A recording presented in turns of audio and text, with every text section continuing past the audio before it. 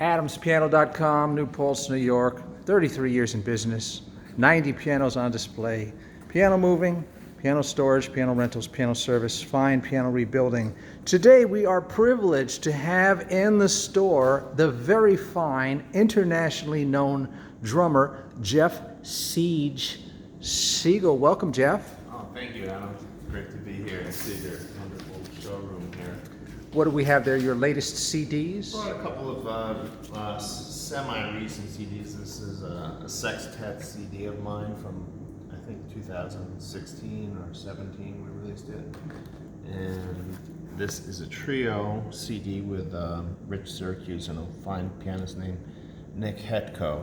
And that was from 2019, I believe. Great.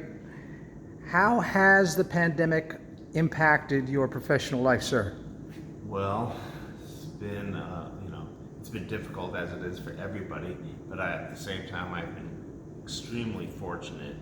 I'm fortunate because I teach for 3 different universities, and I've been able to move my teaching all online. So this fall, I'm teaching at 3 schools all online. So, of course, I lost a lot of gigs, and I lost a couple of tours. I would have been in Colombia in April, I think, and I think in South America again this month with the Levin Brothers. We were supposed to go. So. Tony and Pete Levin, very well known. Sure. Is it true that in the distant past you played with Sir Roland Hanna, the amazing pianist? I did, yeah. I met Roland when I was working on my master's degree at Queens College, a jazz master's, and it was just an amazing experience to play with him and learn from him for about 6 years.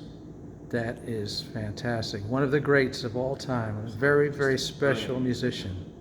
Love him, love his playing. I understand you recently toured Africa.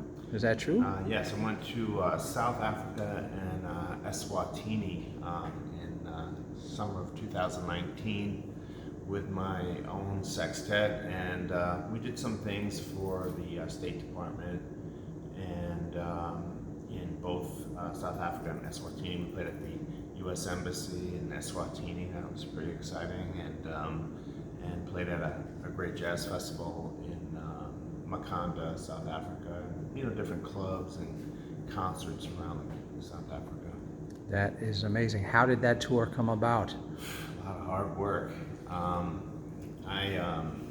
got a few grants. I got a couple of faculty development grants from my schools, as well as the pianist Francesca Tengsley got some grants. Rich Syracuse on bass got some grants from their schools, and then I got a USAI grant, which was a major grant. I was lucky enough to get.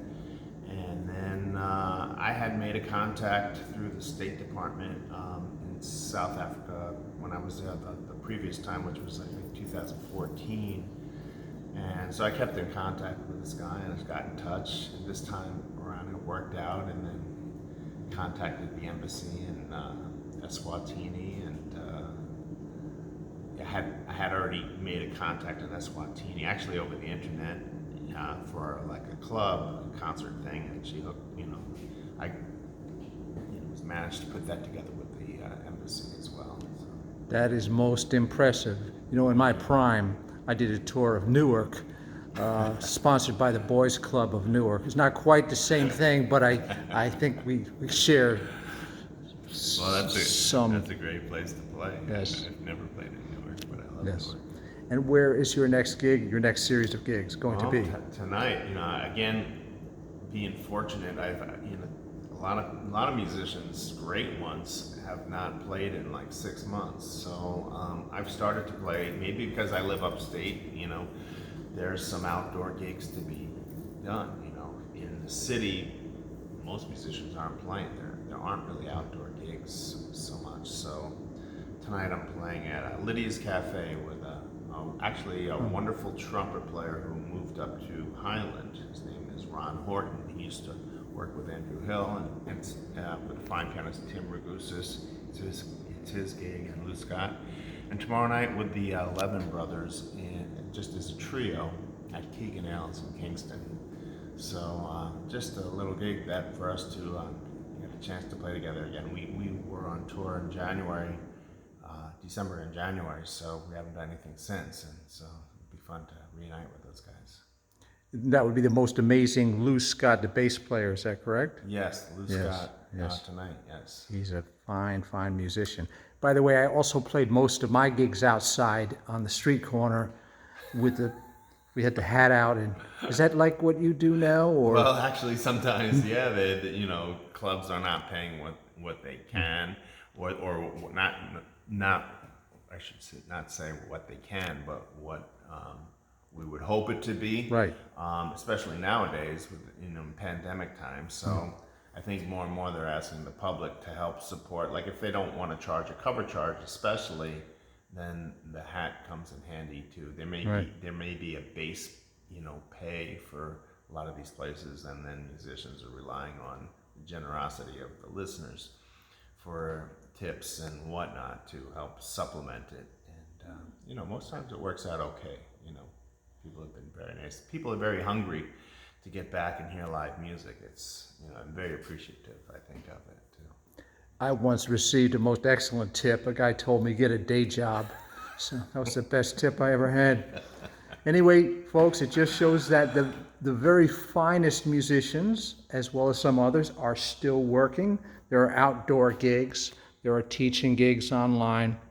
And of course, there's the possibility of recording new music, which a lot of performers are taking this opportunity to do.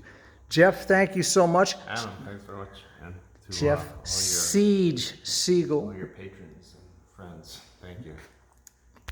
AdamsPiano.com, 845-978-2235. Thanks for joining us.